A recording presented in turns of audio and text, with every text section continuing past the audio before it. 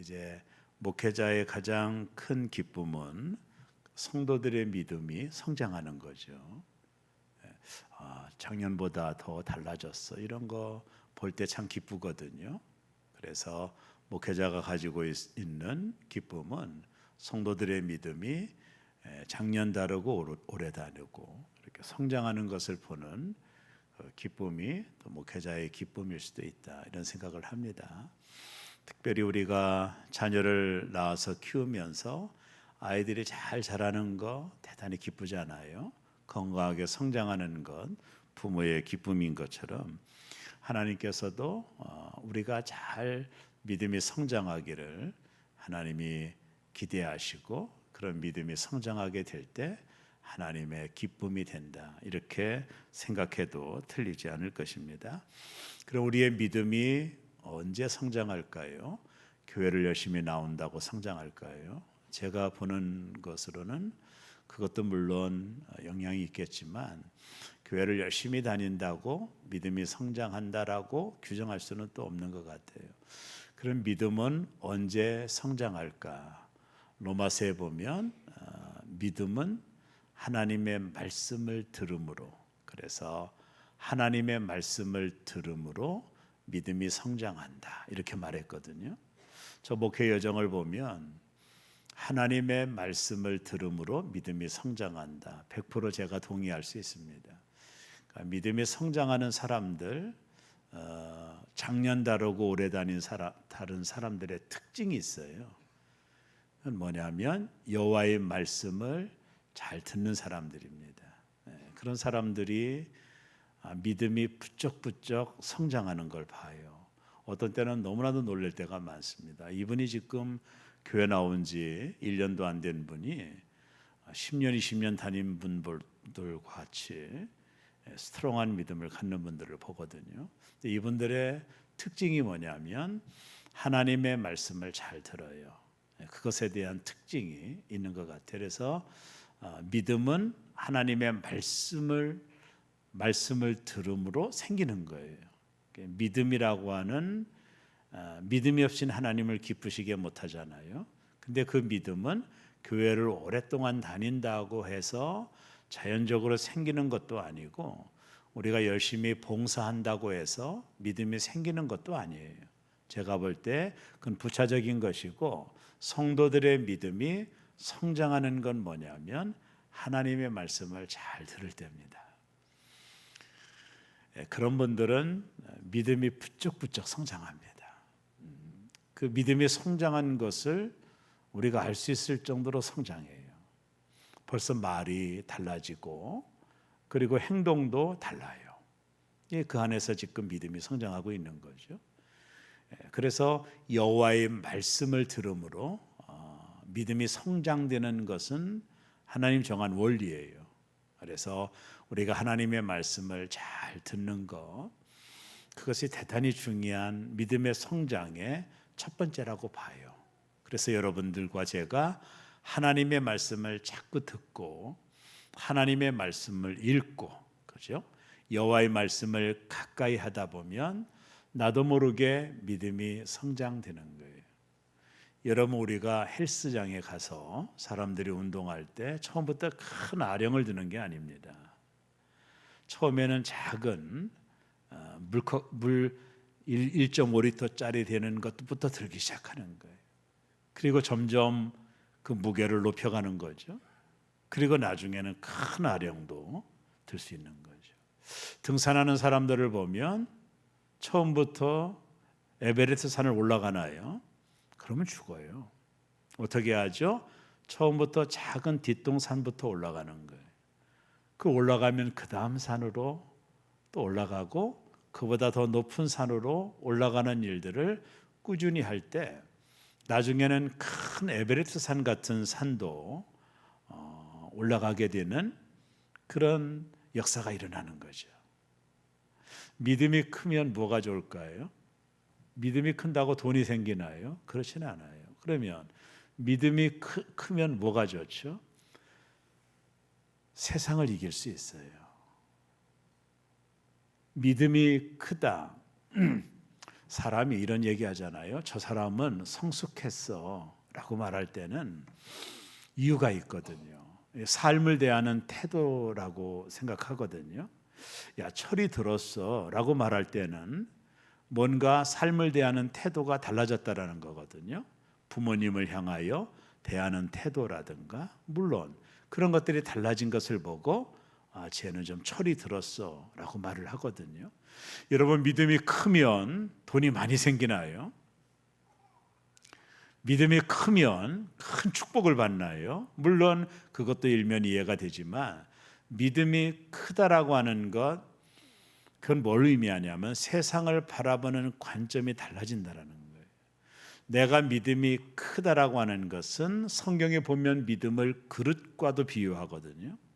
여러분, 큰 그릇에는 충분히 담아내거든요. 근데 그릇이 작으면 담아낼 수가 없는 거예요. 우리가 이 땅을 살아가는 삶의 모든 여정 속에서 믿음이 크고 건강하면 세상을 담아내는 거예요. 세상에 주눅들지 않아요. 세상을 뛰어넘는 거예요. 이게 믿음이 주는 영향력이거든요. 똑같은 상황을 보고 믿음이 약했을 때는 아이고 이제 죽었다. 이제 내 인생은 끝났어. 나는 소망이 없어. 이렇게 말했지만 어느 순간 내 안에 하나님의 말씀을 통해 큰 믿음이 들어오면 세상을 바라보는 관점이 달라지는 거예요. 이게 믿음이 주는 효과라는 거거든요. 여러분, 다윗을 보면 금방 압니다. 다윗 시대의 블레셋의 영웅이었던 골리앗을 앞에 세우고 블레셋이 쳐들어왔잖아요. 골리앗은 블레셋의 영웅이요 히어로입니다. 그를 따라갈 수 있는 전쟁의 용사가 없었어요. 더군다나 키도 컸고 그는 전쟁에 능한 용사였습니다. 그가 엘라 골짜기 저편에서 이스라엘 진영을 향하여 40일 동안 외쳐댔어요. 덤빌 놈 있으면 덤벼봐라. 아무도 그에게 맞짱을 뜰 수가 없었어요. 여러분, 사울 임금도 기골이 장대하다고 그랬죠. 전쟁에 능한 용사임에는 틀림이 없지만 골리앗에 비하면 세 발의 피요. 그래서 나갈 수 없어서 모두 다 두려움에 떨고 있는 거예요. 더군다나 이 골리앗이 하나님을 못 오겠어요. 너희가 믿는 하나님이 죽었느냐? 너희가 믿는 하나님이 죽었느냐? 야, 심각한 얘기를 했어요. 그때 아버지의 심부름을 받고 다윗이 전쟁터에 가잖아요.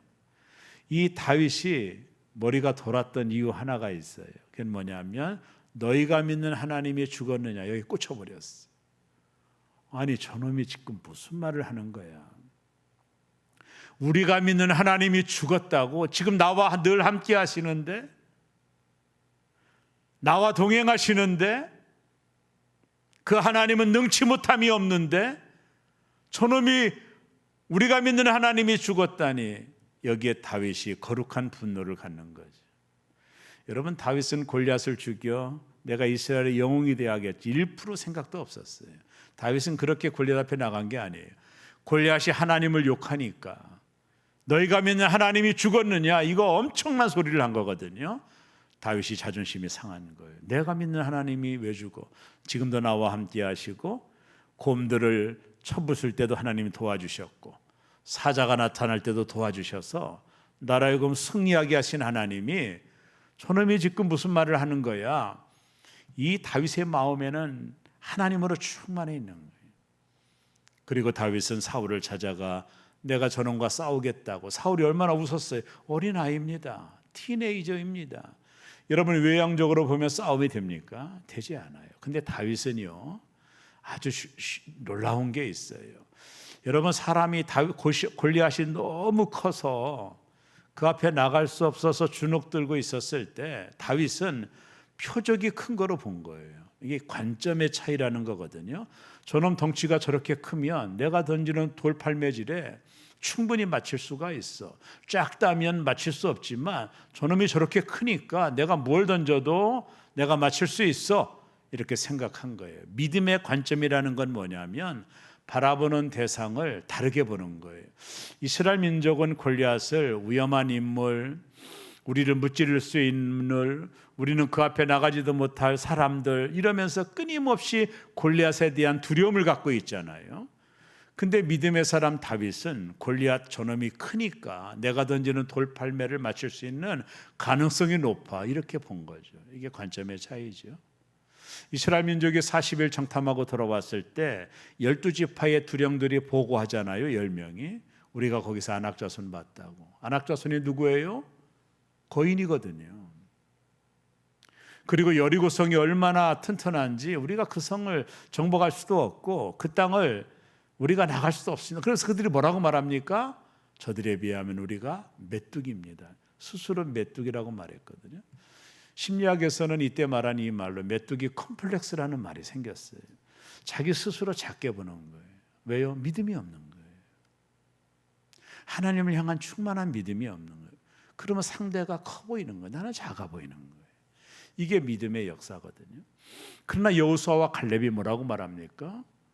우리는 메뚜기라고 말할 때 10명의 지파들이, 그래서 백성들이 동의하잖아요. 그때 여호수아와 갈렙이 뭐라고 말합니까? 저들은 우리의 뭐라고 그랬죠? 밥입니다 그랬거든요. 차려놓은 밥상입니다. 왜 똑같은 걸 보고 똑같은 것을 경험하고 똑같은 것을 목격하고 왜 말이 다르죠? 사람이 달라서 그래요? 그렇지 않아요. 믿음의 차이예요.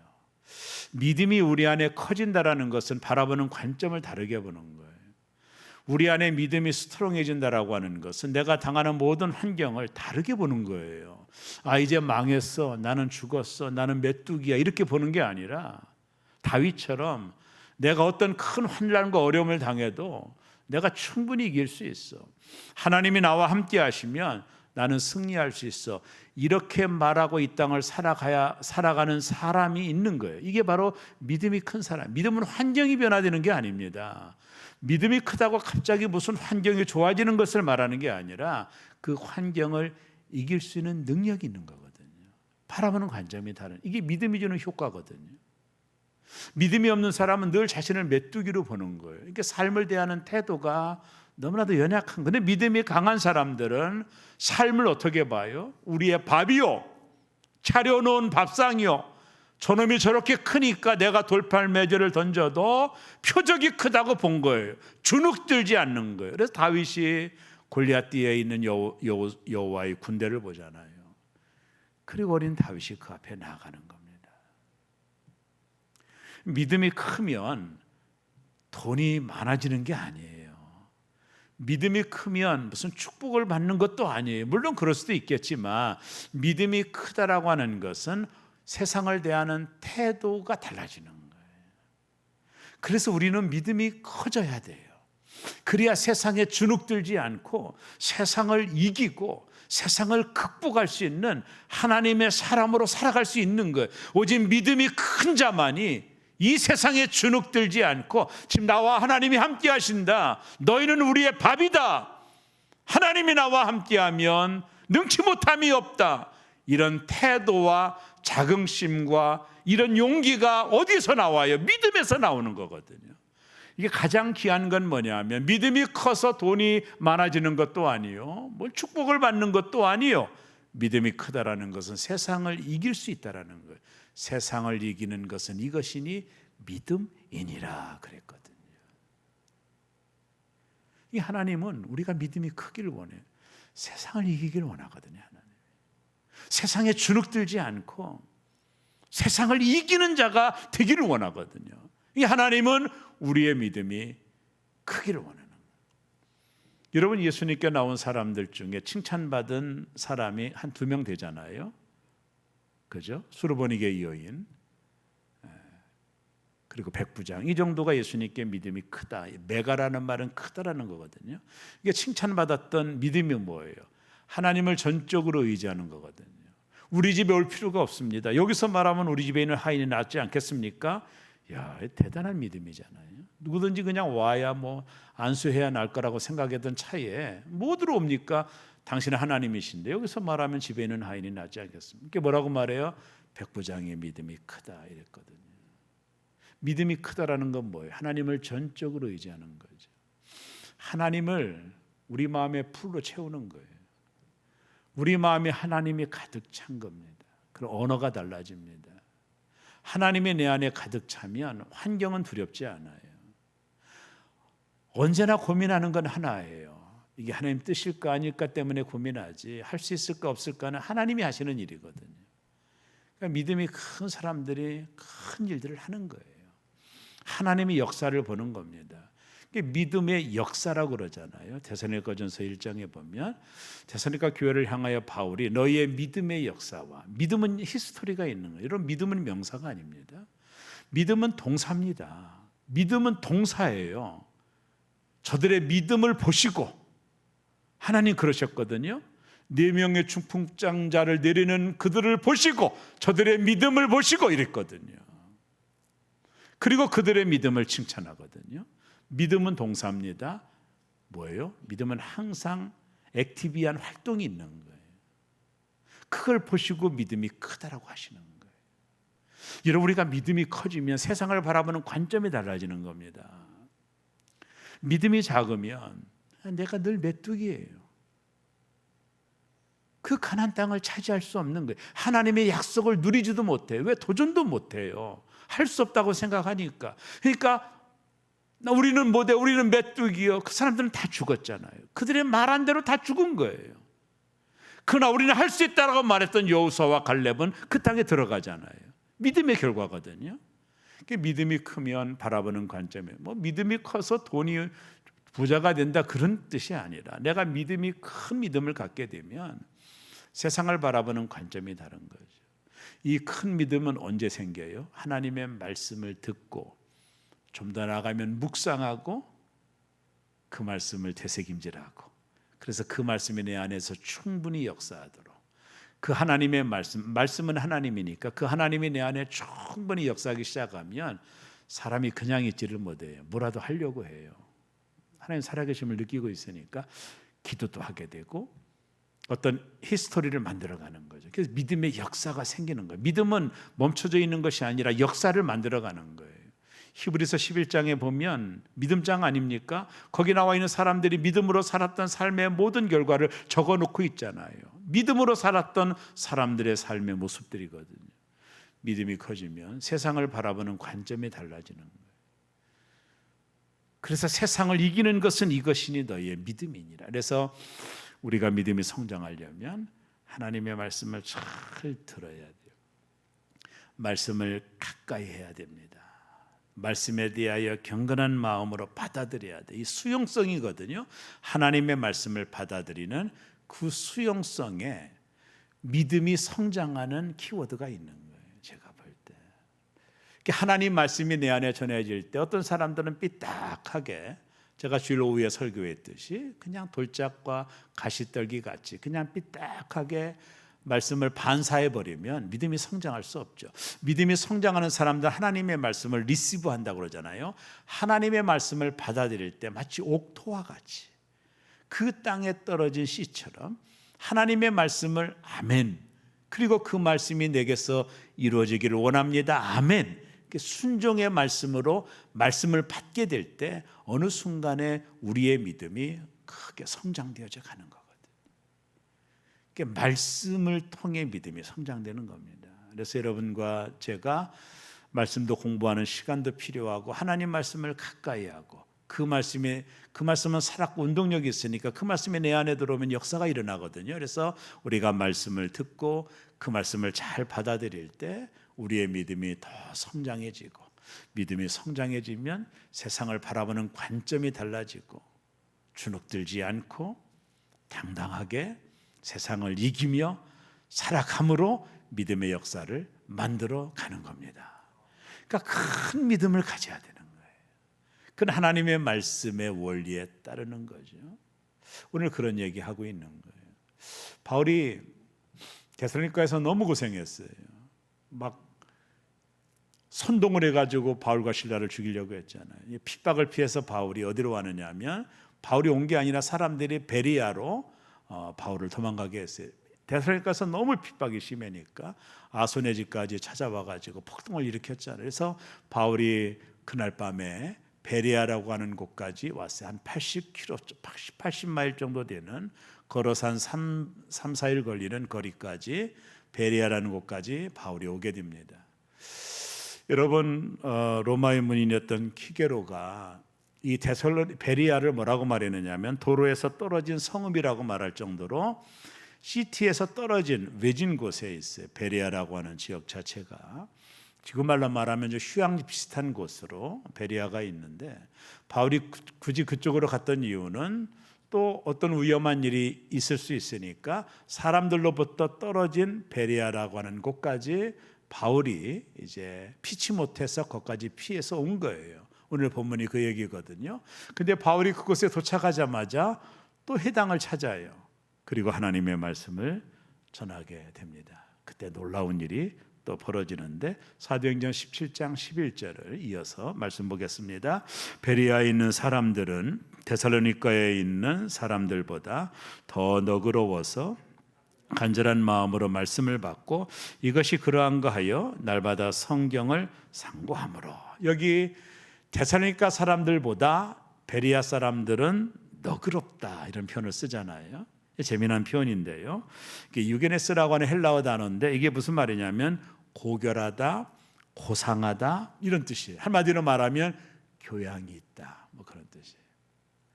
데살로니가 사람들은 폭도 같은 사람들이 바울이 전하는 말을 듣고 핍박을 했잖아요. 근데 베리아 사람들은 바울이 십자가의 복음을 말할 때 저들은 고상하여, 저들은 너그러워서, 저들은 부드러워서 하나님의 말씀을 받아들였다라는 거예요. 말씀에 대하여 보이는 반응이거든요. 데살로니가 사람들은 바울이 전한 말씀을 들을 때 오히려 그것 때문에 빌미를 잡아 바울을 핍박했지만, 베리아 사람들은 고상했다, 부드러웠다는. 바울이 전한 십자가의 복음을 부드러우니까 좋은 밭에 떨어진 씨처럼 받아들였다는. 그리고 저들이 바울의 전한 말을 듣고 거기서 끝나는 것이 아니라 이 말씀이 그러한가 하여 날마다 성경을 상고했다라고 그랬어요. 지금 신약 성경이 없었던 시대입니다. 이들이 말씀을 받던 것은 구약 성경이었겠죠. 바울이 전한 십자가의 보혈, 예수 그리스도가 메시아고 그분이 우리 모든 죄를 위하여 십자가에 달려 죽으셨다는 이 사실, 지금은 신약 성경이 있어서 다 알고 있지만 그때는 신약 성경이 없었던 시대니까 베리아 사람들은 바울이 전한 복음을 듣고 구약에 나와 있는 메시아, 그분이 예수 그리스도가 맞는지를 날마다 성경을 상고했다라고 말하는 거예요. 그분이 메시아가 맞나? 바울이 전한 메시지가 맞나? 바울이 전한 복음 메시지 그 주인공이 예수가 맞나? 그 예수가 구약에 예언된 하나님이 보내고자 하는 메시아가 맞나? 그들은 이것을 알기 위하여 날마다 바울이 전한 복음을 듣고 성경을 상고했다라는 거예요. 깊이 연구했다라는 겁니다. 날마다 성경을 보았다라는 겁니다. 함께 모여 성경을 읽으면서 구약에 나와 있는 약속된 메시아를 저들이 찾아냈다라는 거예요. 아, 맞구나, 바울이 전한 그 메시아가 예수 그리스도구나. 이사야만 보면 금방 알 수 있거든요. 앞으로 오실 메시아에 대하여 600년 전에 예언했던 이사야 성전을 보면 메시아에 대한 예언이 분명합니다. 그는 한 마리 어린 양처럼 십자가에 죽을 것을 예언했거든요. 야, 그렇구나. 얼마 전에 죽은 예수가 비참하게 죽은 것이 아니라 이사야 선지자가 예언한 대로 모든 사람의 죄를 담당하고 십자가에 죽은 저분이 바로 메시아구나. 베리아 사람들이 그걸 발견했다는 거죠. 왜요? 저들은 고상했으니까. 데살로니가 사람들은 깡패 같았었고 베리아 사람들은 말씀에 대한 마음의 밭이 좋았으니까 그 말씀을 듣고 그 말씀이 진실인지를 알기 위하여 날마다 성경을 상고함으로 구약에 나와 있는 메시아를 저들이 보았다라는 거거든요.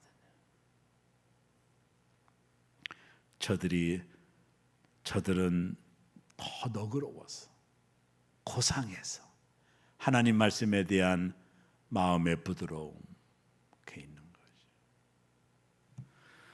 여러분, 말씀에 대한 태도를 잠깐 보면 그들은 복음의 말씀을 간절한 마음으로 일단 받았어요. 베레아 사람들은. 그리고 또 하나는 바울이 전하는 복음의 말씀을 들어서 이것이 그러한가 하여 날마다 성경을 상고했다고 그랬어요. 연구했다, 살펴보았다, 이런 뜻이거든요.